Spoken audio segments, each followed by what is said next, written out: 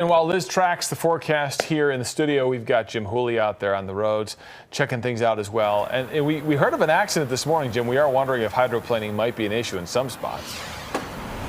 You know, definitely. We had some of that happening a little earlier in the morning. But look at this. We're near Highway 66, southbound on I-25 right now. And it's dry as a bone right now. About an hour and a half ago, we had some heavy rain that came through. The real concern later on today is going to be flash flooding. You heard Liz talk about those heavy pockets of rain that could be coming in later on today.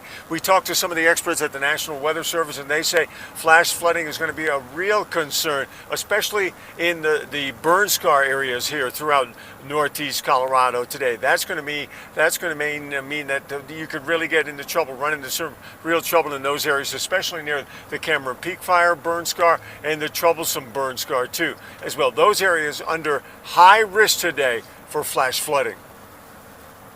A lot of focus comes down to the burn scars because there is such a quick, high impact events can come out of those burn scars.